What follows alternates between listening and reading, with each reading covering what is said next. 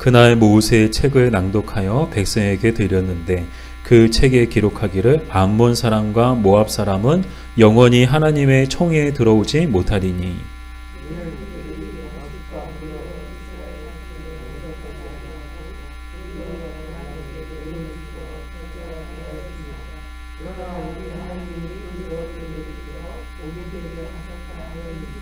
백성이 이 율법을 듣고 곧 섞인 무리를 이스라엘 가운데서 모두 분리하였느니라.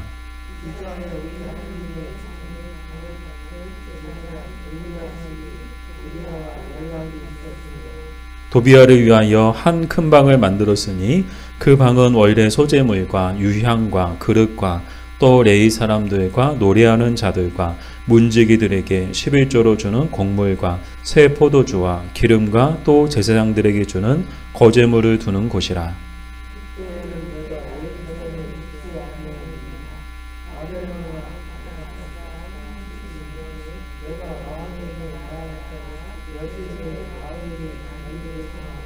예루살렘에 이르러서야 엘리야십이 도비아를 위하여 하나님의 전 뜰에 방을 만든 악한 일을 안지라.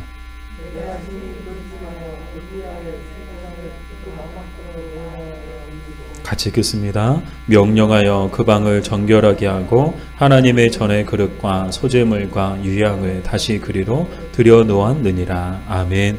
기도하겠습니다. 하나님 감사합니다. 저희들 사랑해 주셔서 오늘도 주님의 보좌 앞에 저희들 앉아있게 하시고 이 시간 주님의 말씀을 보고 또 들을 수 있는 귀한 은혜를 베풀어 주셔서 감사합니다. 말씀 전하는 부족한 종은 감춰주시고 이 시간 온전히 우리에게 말씀과 성령으로 말씀하여 주시옵소서. 예수님의 이름으로 기도드립니다. 아멘. 네, 벌써 이제 느헤미야 마지막 시간입니다. 그래서 우리 1장부터 우리 13장까지 열심히 달려왔는데 오늘 이 마지막 시간, 우리 마지막 시간에 또 주시는 말씀은 어떤 내용인가? 개혁에 관한 내용이고요. 먼저 우리가 늘 해왔던 것처럼 지난 시간에 우리 12장의 말씀을 통해서 나눴던 내용을 다시 한번 또 되새김하는 시간을 가지려고 합니다. 지난 시간에 우리는 어떤 모습을 봤는가 하면 예루살렘 성벽을 봉헌하는 모습을 봤어요. 그래서 가장 인상적이었던 거 여러분들마다 다 말씀 들으면서 또 말씀을 보시면서 인상적이었던 장면들이 있으셨을 텐데 저 개인적으로 가장 인상적이었던 장면은 이스라엘 사람들이 성벽 위에 올라가가지고 크게 두 무리로 나누어서 성벽을 돌면서 하나님 앞에 감사 찬양했던 거. 그 모습이 가장 이제 인상적이었던 것 같아요. 그래서 이 이스라엘 사람들이 성벽에 올라가가지고 그렇게 찬양을 부른 이유는 무엇인가?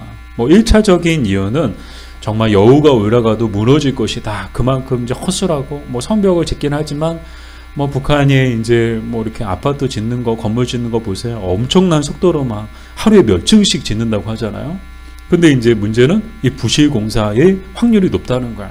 급하게 짓다 보니까 그만큼 이제 여러 가지 과정들이 생략되고 그래서 부실하게 공사가 됐을 것이다. 그렇게 이야기하는 것처럼 대적들이 봤을 때 예루살렘 성벽도 불과 52일 만에 성벽이 재건되었는데 얼만큼 이제 사람들이 조롱하고 또 비방했는가 하면 여우가 올라가도 여우 한 마리가 올라가도 저 성벽은 무너지고 말 것이다. 그래서 그 대적들에게 보여주기 위해서 이 예루살렘 성벽이 얼마나 견고하고 튼튼한지를 보여주기 위해서 이렇게 일부러 올라가가지고 이 감사 찬양을 부렸던 것이다.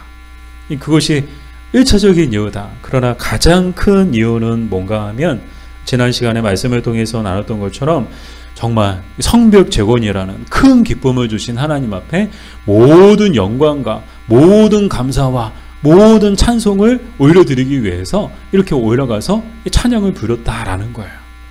사랑하는 여러분, 정말 우리도 하나님 앞에 항상 감사, 찬송을 올려드려야 하는 줄 믿습니다.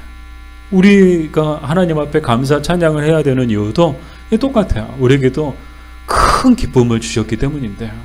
정말 생각해 봤어요. 우리에게 주신 큰 기쁨이 뭘까? 막 정리해 보니까 셀 수가 없는 거야. 그래서 다 말할 수는 없고 정말 큰 거 몇 가지만 정리를 해봤는데 첫 번째로 우리 인생 가운데 주신 큰 기쁨이 무엇인가 하면 우리의 영혼이 사망에서 생명으로 옮겨지는 큰 기쁨을 주신 줄 믿습니다. 우리는 전에 다 죄와 사망에 깊은 바다에 빠져가지고 죽을 수밖에 없었던 사람들이었어요. 근데 하나님께서 어떻게 하셨습니까? 우리를 사랑하사 독생자 예수 그리스도를 보내셔서 우리를 그 죄와 사망의 바다에서 건져주셨어요. 이게 뭐예요? 살려주신 거야. 우리의 영혼을요, 우리의 죽을 영혼을 살려주신 줄 믿습니다. 그래서 우리의 영혼이 사망에서 생명으로 옮겨지는 큰 기쁨을 우리는 맛본 사람들이죠. 근데 이 기쁨만 주셨는가? 그렇지 않죠. 마귀의 자식들이었던 우리를 하나님의 자녀로 삼아주시는 큰 기쁨을 또한 주신 줄 믿습니다.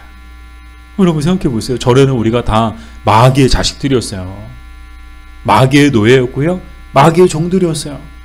그러나 정말 하나님께서 우리를 사랑해 주셔서 어떻게 하셨습니까? 그 마귀의 손에서 우리를 해방시켜 주시고, 그리고 우리를 하나님의 자녀로 양자 삼아 주신 거야.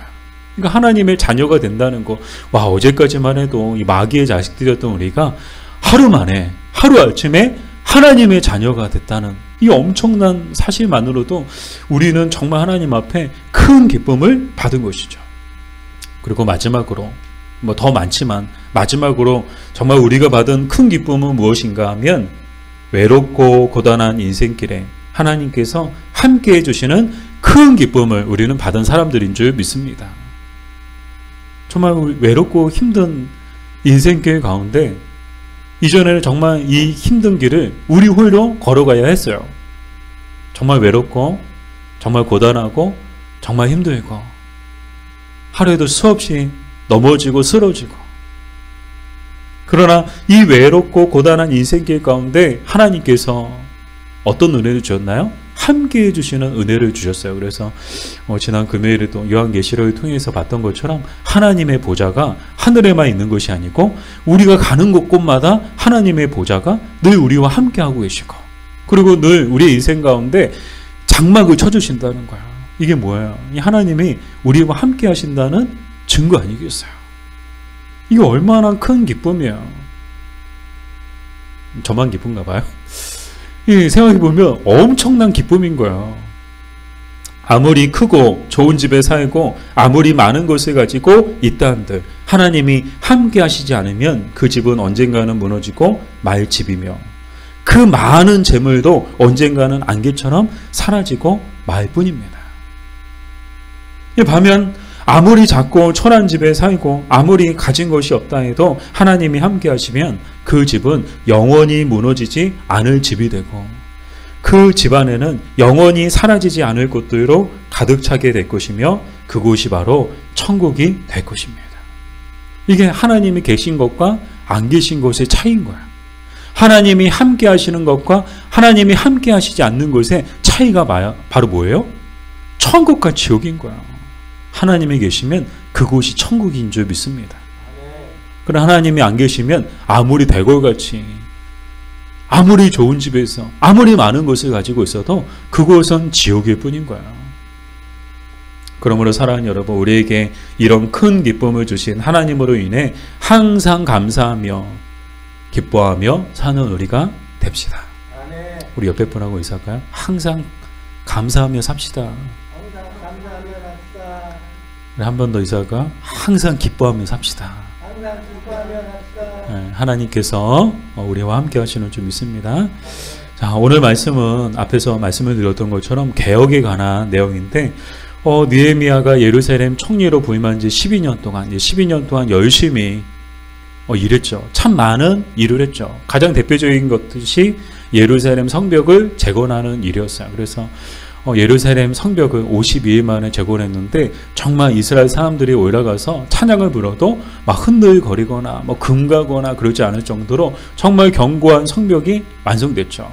근데 이제 느헤미야가 한 일은 비단 눈에 보이는 성벽만 재건한 것이 아니고, 정말 잃어버렸던, 그동안 무너져 있었던 그 신앙 공동체와 언약 공동체로서의 그 이스라엘의 정체성과 그 프라이드를 다시금 세우는 일을 느헤미야가 했죠. 그래서 잃어버렸던 이전의 영광과 거룩함을 회복하고 보다 성숙한 신앙 공동체로 거듭나는 것처럼 보였어요. 자, 우리 12장까지는 참 좋았어요. 정말 좋았어. 아, 이렇게 해피엔딩으로 끝나나 보다. 근데 13장 보면서 아이고, 이렇게. 네, 우리 13장 내용들을 보신 분들은 아마 한숨을 쉬었을 거예요. 아이고. 왜 그런가 하면요, 애석하게도 이 느헤미야가 바벨론에 다녀오는 동안에 이스라엘 사람들은 다시금 예전의 모습으로 돌아가 버린 거야. 또다시 율법을 어기고 하나님 앞에서 했던 맹세도 던져버리고 살아가는 모습을 우리는 보게 되죠. 그래서 느헤미야가 돌아왔을 때 보니까 12년 전 자기가 처음 왔을 때 그때 이스라엘 사람들의 모습하고 다를 게 하나도 없는 거야. 내가 잘못 왔나 싶을 정도로 이 느헤미야가 바벨론 다녀온 사이에 이 이스라엘 사람들의 모습이 예전의 모습으로 다시 다 돌아가 버린 거야. 인간적으로 생각할 때 얼마나 낙심되고 얼마나 실망스러웠을까요? 그가 12년 동안 한 모든 수고와 노력이 물거품이 된 것처럼 보였을 것입니다. 하지만 이 느헤미야는 이 느헤미야였는데요, 낙심하고 실망하기보다는 다시금 개혁의 깃발을 높이 드는 것을 오늘 우리는 이 13장 본문을 통해서 보게 되죠. 그래서 크게 세 가지를 개혁을 하게 되는데, 자, 첫 번째는 무엇을 개혁하는가? 성전을 거룩하게 합니다. 우리 8절 9절 말씀을 같이 읽어볼게요. 내가 심히 근심하여 도비아의 세간을 그 방 밖으로 다 내어 던지고 명령하여 그 방을 정결하게 하고 하나님의 전의 그릇과 소재물과 유향을 다시 그리로 들여놓았느니라. 아멘. 자, 어떤 내용인가 하면 이 느헤미야가 바벨론에 다녀오는 사이에, 그 느헤미야가 부재한 사이에 어떤 일이 있었는가? 성전의 방을 맡은 제사장이 있었는데 그 제사장의 이름이 엘리야십이에요. 이 엘리야십이라는 제사장이 있었는데 이 사람은 어떤 사람이었는가? 친도비야 사람이었던 거야. 그래서 이 도비야를 위해서 그가 한 일이 뭔가 하면 성전 안에 큰 방을 만들어 놓고 그곳에서 도비야가 지낼 수 있도록 어떻게 한 거야? 특혜를 준 거야.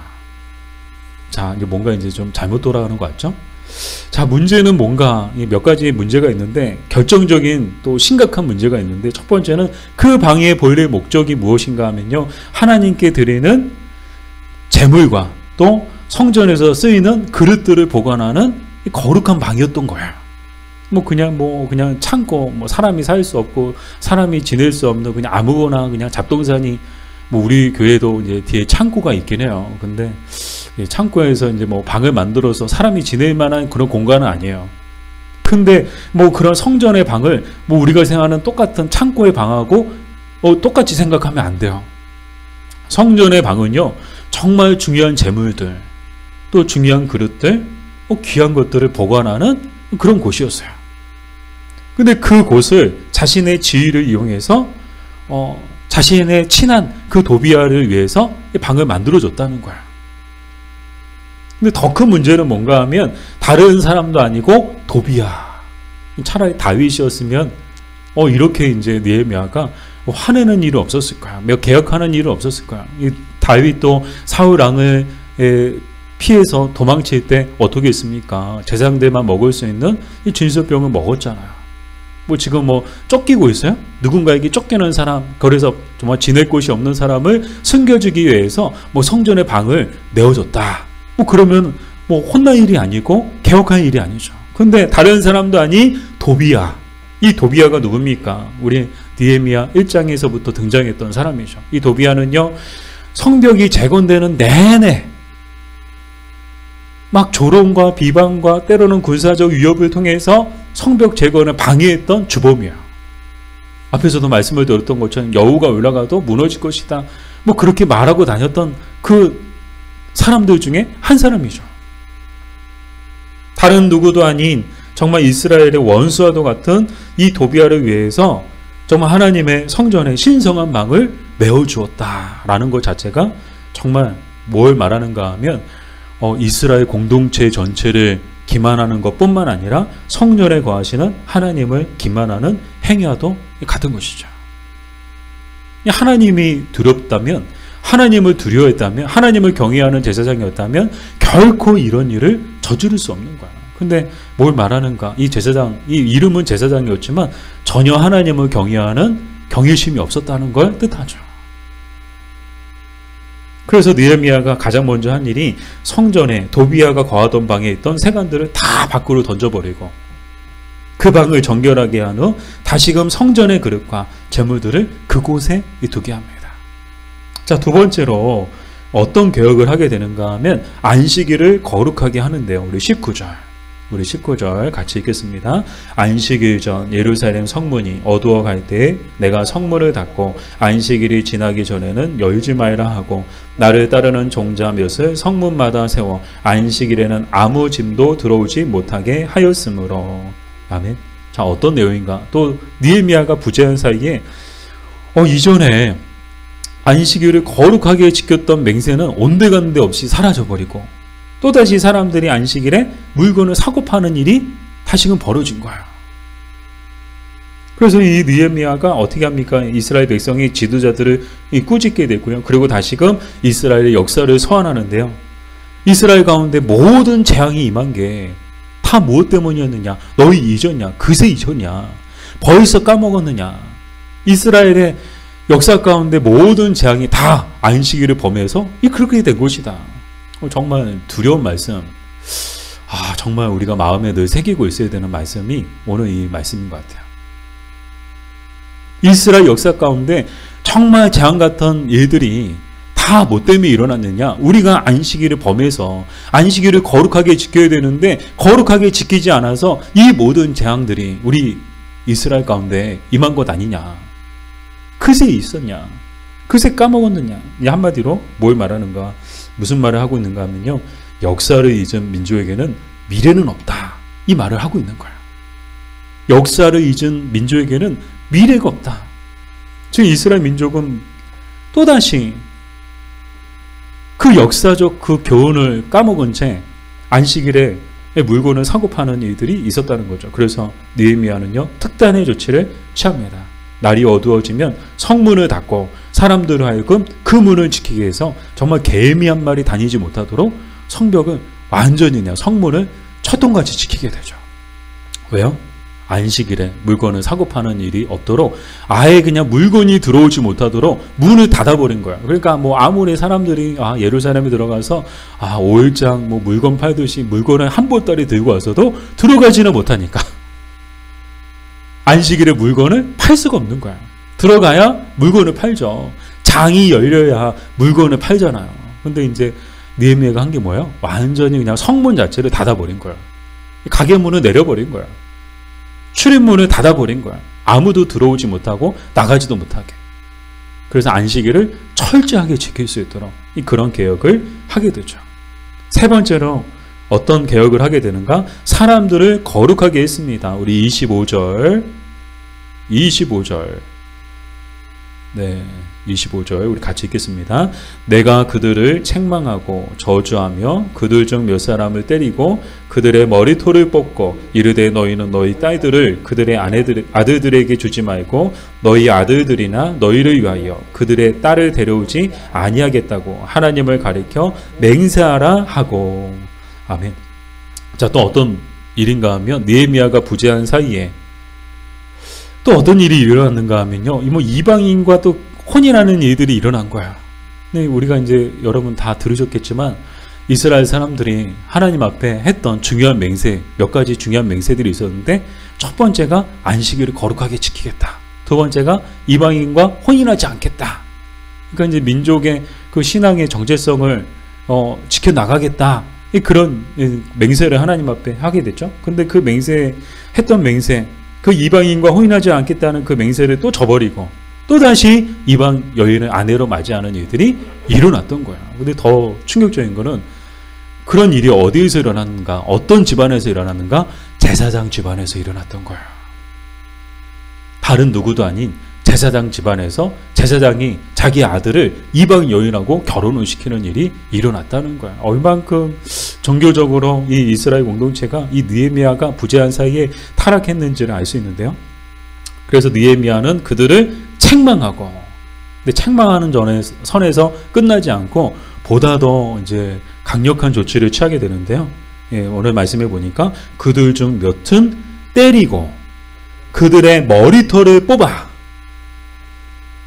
머리털까지 뽑아버렸대요. 그래서 이 머리털을 왜 뽑나 봤더니 이것은 굉장히 모욕적이고 수치스러운 행위였대요. 그래서 머리털을 뽑는다는 것은 그만큼 그 사람을 모욕하고 그 사람에게 수치심을 안겨주는 행위였다는 건데요.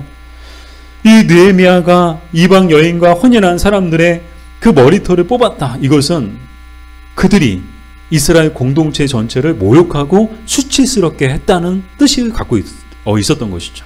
그래서 너희들의 행동이 오늘 이 이스라엘 공동체 전체를 모욕하고 수치스럽게 한 것이다. 그것에 대한 상징적인 행위로서 그들의 머리털을 뽑아버렸다는 거야. 그리고 다시금 하나님 앞에서 이방인과 혼인하지 않겠다고 맹세할 것을 명합니다. 이렇게 총 3가지 느헤미야는 개혁을 당했죠. 자, 첫 번째, 무엇을 거룩하게 했을까요? 어디를? 성전을 거룩하게 하고, 두 번째, 안식일을 거룩하게 하고, 세 번째, 사람들을 거룩하게 하는 그런 개혁을 단행하게 되죠. 오늘 말씀을 보면서 다소 의문이었던 것이 있었는데 그것은 무엇인가 하면 이스라엘 사람들이 에스라가 하나님의 말씀을 봉독할 때 모두가 다 서가지고 그 말씀을 들으면서 어떻게 했어요? 다 졸았어요? 아니요, 다 울었어요. 조는 사람 하나 없이 다 울면서. 왜요? 자기의 죄가 깨달아지니까. 그러면서 하나님 앞에 어떻게 했어요? 모여서 회개성회를 한 거예요. 금식 회개성회. 자기들이 자체적으로 모여가지고 우리 모여서 금식하면서 하나님 앞에 우리의 죄를 회개하자. 그래서 열심히 막 하나님 앞에 막 부르짖어 회개하고, 그러고서 하나님 앞에 맹세했죠. 하나님의 백성답게 살겠다. 하나님의 자녀답게 살겠다. 하나님 말씀대로 살겠다. 그렇게 맹세했는데 그런 그들이 다시 예전에 죄악된 삶으로 돌아간 원인은 무엇인가? 이 몇 가지 원인을 찾을 수 있는데요. 1차적으로는요, 느헤미야의 이 부재 때문이었습니다. 조금 더 정확하게 말하면요, 느헤미야 같은 영적 지도자들의 이 부재 때문이었다라는 거예요. 뭐 이런 일들이 왜 일어났어요? 막 도비아에게 성전방을 내주고, 안식일에 물건을 사고 팔고, 이방 여인과 혼인하고, 다 언제 일어난 일이에요? 느헤미야가 부재한 사이에.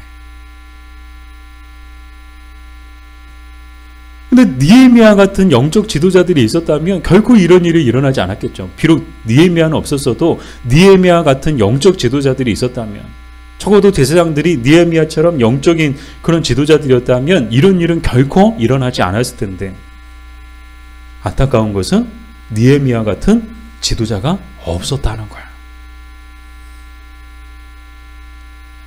오늘 우리나라도 그렇지 않나요? 우리나라의 지금 현실, 우리나라의 모습을 볼 때도 정말 느헤미야 같은 지도자들이 있었다면 얼마나 좋았을까? 그렇다면 지금 같은 혼란은 없었을 것이다 라는 생각이 들더라고요. 이것이 이제 이스라엘 사람들이 다시 예전에 제약된 삶으로 돌아간 1차적 이유고, 근데 가장 큰 이유가 있는데요. 가장 큰 이유는요, 사람은 쉽게 변하지 않기 때문입니다. 더 정확하게 말하면 타락하고 부패한 인간의 본성 때문이다라는 거야. 왜 그런가? 좀 더 쉽게 한마디로 말씀을 드리면 인간이기 때문인 거야. 이스라엘 사람들이 왜 다시 예전에 제약된 삶으로 돌아왔는가? 인간이라서 그렇다. 이 모든 인간은 본성적으로 이 자기중심적입니다. 이 타락하고 부패한 인간의 본성의 가장 큰 특징 중에 하나가 자기중심성이거든요. 자기중심성. 바꿔 말씀을 드리면 자기밖에 모른다는 거예요.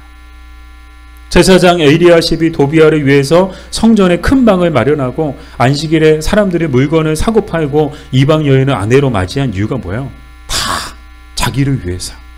하나님 말씀보다 자신의 삶을 더 우선시하고 중요하게 여겼기 때문이다라는 거야. 그러니까 말씀은 말씀이고 나는 나고. 그 가운데서 정말 믿음의 사람들이라면 기꺼이 가장 먼저 하나님의 말씀을 선택해야 되는데 그렇게 하지 않고 어떻게 한 거야? 자기에게 유익이 되는 쪽을 선택한 거야. 무엇이 자기에게 유익이 될까? 무엇이 하나님의 뜻인가? 무엇이 하나님의 영광인가? 그것은 상관하지 않고 무엇이 나에게 유익이 된 거야? 유익이 될 것인가? 그것을 선택했다는 것이죠. 사랑하는 여러분, 우리도 주의해야 합니다. 우리가 주의해야 할 이유가 뭘까요? 우리도 인간이거든요. 우리도 똑같은 인간의 본성을 가지고 있는 사람들이거든요. 사실 이스라엘 사람들의 모습은 우리의 모습 아닌가요? 우리도 그렇잖아요. 한때는 막 은혜 받아가지고 막 눈물 막 콧물 흘려가면서 하나님 감사해요. 정말 하나님 말씀대로 살게요. 하나님 영광을 위해서 살게요. 하나님 기뻐하시는 일들을 행하며 살게요. 막 그렇게 그때는 막 누가 시키지도 않았는데 막 눈물로 고백하고 막 두 손 들고 하나님 앞에 막 찬양하고 하나님 앞에 서원하고 하나님 앞에 맹세했는데 그새 하나님의 말씀보다 자신의 삶을 더욱 우선시하고 하나님보다 자신을 더욱 중요하게 여기며 살고 있지는 않나요? 우리의 모습 아니에요. 말씀은 말씀이고 중요한 순간에 결정적인 순간에 하나님의 말씀을 선택하기보다는 나에게 유익이 되는 쪽을 선택하며 우리도 똑같이 살지 않았나요? 그래서 사람은 쉽게 변하지 않는다고 말하는지도 모릅니다. 저는 또 한 가지 생각했는데요. 세상에서 절대 믿을 수 없는 사람은 누굴까요? 오늘의 기준. 세상에서 절대 믿을 수 없는 사람은 누굴까요? 네, 다른 누구도 아니고 바로 우리 자신임을 잊지 말아야 됩니다. 정말 믿을 수 없는 사람은요. 다른 누구가 아니에요. 옆에 있는 사람 아니에요. 앞에 있는 사람 아니에요. 바로 우리 자신임을 우리는 잊지 말아야 합니다. 그러므로 우리도 이렇게 신앙의 부재와 영적 해이로 빠지지 않기 위해서는 어떻게 해야 되는가? 크게 두 가지 가르침 우리 말씀을 통해서 우리는 얻을 수 있는데 첫 번째는요. 영적 지도자들의 가르침을 잘 따라야 하는 줄 믿습니다. 우리 히브리서 13장 17절 말씀을 같이 읽을게요. 너희를 인도하는 자들에게 순종하고 복종하라. 그들은 너희 영혼을 위하여 경성하기를 자신들이 청산할 자인 것 같이 하느니라. 그들로 하여금 즐거움으로 이것을 하게 하고 근심으로 하게 하지 말라. 그렇지 않으면 너희에게 유익이 없느니라. 아멘. 너희를 인도하는 자들, 누구를 말하는 것인가? 영적 지도자들을 말하는 것이죠. 그 영적 지도자들에게 순종하고 복종하라는 거예요. 이스라엘 사람들이 다시금 예전의 삶으로 돌아간 이유가 뭐예요? 죄악된 행실을 행하며 살아갔던 그 1차적인 원인이 뭐였죠? 느헤미야의 부주였어요. 영적 지도자들의 부주였던 거예요. 사랑하는 여러분, 영적 지도자들의 가르침을 잘 따르시기 바랍니다. 저도 이제 그들 중에 한 사람인 것 같아요. 어쨌거나 여러분이 원하든 원하지 않든 하나님께서 여러분에게 세워주신 영적 지도자 중에 한 사람이 아마 저도 이제 그 한 사람에 속한다고 저는 생각해요. 사실 저는 부족한 것이 많습니다. 부족한 것이 많지만 그럼에도 불구하고 제가 하는 말 무조건 순종하고 복종하라 그런 의미가 아니고요. 제가 여러분에게 전하는 하나님의 말씀, 그 말씀을 통해서 주시는 그 가르침을 잘 따라야 한다는 이 말씀인 줄 믿습니다. 그렇지 않으면 저도 느헤미야처럼 여러분의 머리털을 뽑아버릴지도 모릅니다. 볼 거예요, 제가. 그런 일이 없기를 바랍니다. 여러분, 우리 안에 그런 일이 일어나지 않기를 바랍니다. 자, 또한 우리의 신앙 부재가 또 영적 해이로 우리가 빠지지 않기 위해서는 우리가 해야 될 일이 무엇인가 하면 우리도 항상 우리 자신을 개혁해야 하는 줄 믿습니다. 느헤미야가 한 게 뭐예요? 개혁이요. 처음에 와서 했던 것도 개혁이었고요. 그가 이 느헤미야 13장을 통해서 마지막으로 했던 일도 뭐예요? 개혁이요. 이 느헤미야는요, 개혁의 그 정말 선봉에 서서 그 개혁을 멈추지 않고 계속 그 개혁해 나아가는 모습을 보게 되죠. 이 느헤미야서를 통해서 우리에게 주시는 마지막 가르침이 뭔가 하면 우리도 느헤미야처럼 계속 개혁해 나아가야 한다는 거야. 우리의 개혁도 멈출 수 없다는 거예요. 그럼 우리가 개혁해야 될 것은 무엇인가? 뭘까요? 앞에 퀴즈랑 똑같아요. 세상에서 절대 믿을 수 없는 사람이 바로 우리 자신인 것처럼 정말 우리가 멈추지 않고 계속해서 개혁해야 되는 사람은 같이 사는 사람이 아니에요. 이 나라가 아닌 거예요. 정말 우리가 개혁해야 될 대상은요, 다른 누구도 아닌 바로 우리 자신임을 잊지 말아야 됩니다. 자, 우리가 개혁해야 될 대상이 누구라고요? 우리 자신이라는 거야. 그럼 무엇으로 개혁해야 되는가? 말씀으로 해야 되는데요. 히브리서 4장 12절 말씀 우리 같이 읽을까요? 하나님의 말씀은 살아있고 활력이 있어 좌우에 나선 어떤 검보다도 예리하여 혼과 영과 및 관절과 골수를 찔러 쪼개기까지 하며 또 마음의 생각과 뜻을 판단하나니. 아멘. 자, 이 느헤미야가 이 개혁의 수단으로 사용했던 게 뭐예요? 말씀이거든요. 말씀을 가지고 개혁했거든요. 오늘 우리가 우리 자신을 개혁할 때에도 우리가 개혁해야 되는데 무엇으로 개혁해야 되는가? 말씀으로 개혁해야 한다는 거야. 근데 말씀으로 개혁해야 되는 이유가 히브리서 4장 12절에 너무 잘 설명되어져 있죠. 하나님의 말씀은 죽은 말씀이 아니고 살아있고 활력이 있고 뿐만 아니라 좌우에 날선 어떤 것보다도 예리하여 모든 것을 다 찔러 쪼개기까지 한다는 거예요. 이 말씀으로 개혁한다고 함은 어떤 뜻을 갖고 있는가 하면 우리 안에 있는 온갖 부정한 것들을 다 제하여 버린다는 뜻을 갖고 있는 거예요. 우리 안에 있어서는 안 되는 것들, 뭐 성전 안에 도비아의 세간들이 있어서는 안 되니까 도비아의 세간들을 다 밖으로 던져버리잖아요. 그런 것처럼 말씀으로 우리의 삶을 개혁한다는 것은 우리 안에 있는 모든 제약된 것들, 부정한 것들을 다 제하여 버리는 것인데 마치 수술용 메스를 가지고 수술하는 의사처럼. 여러분 수술용 메스 보셨어요? 굉장히 날카롭대요. 조금만 딱 해도 그냥 막 살이 싹싹 막 벌어지고요. 뭐 그 정도로 날카롭고 예리하거든요. 말씀도 똑같은 능력이 있다는 것이죠. 말씀도 예리하여 정말 우리 안에 있는 모든 것들을 다 찌르러 쪼개기까지 한다는 거야. 우리 안에 있는 부정한 것들, 마치 의사가 수술용 메스를 가지고 우리 몸속에 있는 있어서는 안 되는 뭐 종양 덩어리들을 제거하듯이. 어떻게 제거해요? 메스 가지고 딱 잘라버리고요. 뭐 어디에 붙어있든 긁어내고요. 그래서 우리 몸속에 있는 정말 독소들을 다 제거하고, 그래서 우리의 건강을 다시금 이제 유지할 수 있도록 하는 게 의사분들이 하는 일이잖아요. 수술을 하는 이유잖아요. 오늘 우리가 말씀으로 우리의 삶을 개혁하는 것도 똑같은 수준의 똑같은 효과를 우리는 거둘 수 있는 개혁이라고 저는 생각하는데요. 그래서 이재철 목사님은 주일마다 우리는 수술실에 들어가 수술대 위에 올라가는 심정으로 예비해야 한다고 말씀하셨습니다. 그러니까 오늘 우리 이제 교회 오시면 우리 한편으로는 이제 어떤 마음으로 가지고 교회 예배당에 들어와야 되는가? 마치 수술실에 들어가서 내가 수술하는 게 아니고 내가 수술대에 올라가고, 그리고 하나님의 말씀과 성령이 우리의 영혼을 수술한다는 그런 마음가짐으로 오늘 우리는 이 예배당에 들어와야 하는 줄 믿습니다. 그럴 때 우리 안에 정말 하나님께서 말씀과 성령으로 우리의 삶을, 우리의 영혼을 개혁해 나가실 줄 믿습니다. 그래서 우리 안에 있는 모든 독소들을, 모든 암덩어리들을 제거하고 우리를 건강한 사람으로, 건강한 신앙인으로 만들어 주실 줄 믿습니다. 그러므로 사랑하는 여러분, 우리도 개혁을 멈출 수 없습니다. 그러기 위해서는 어떻게 돼요? 말씀을 들어야 되는 거예요. 말씀의 자리로 나와야 되는 거예요. 하나님의 보좌 앞으로 나아가야 되는 거예요. 뭐 집에서 가만히 있어가지고 저를 수술해 주세요. 안 돼요. 우리가 병원에 가서 수술실에 들어가야 수술해서 건강을 회복하지, 집에 가만히 소파에 앉아 있는다고, 침대에 누워 있는다고 우리가 건강을 회복하고 우리가 건강해질 수 없는 거야.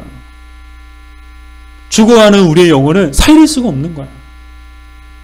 우리 건강을 회복하기 위해서 수술실에 들어가는 것처럼 우리도 늘 하나님의 말씀 앞으로 나아가서 그 말씀 앞에서 정말 하나님의 말씀을 들음을 통해서 하나님이 우리의 영혼을, 우리의 삶을 개혁해 나아가시는 것을 날마다 경험하는 저와 여러분 되기를 주님의 이름으로 축복합니다.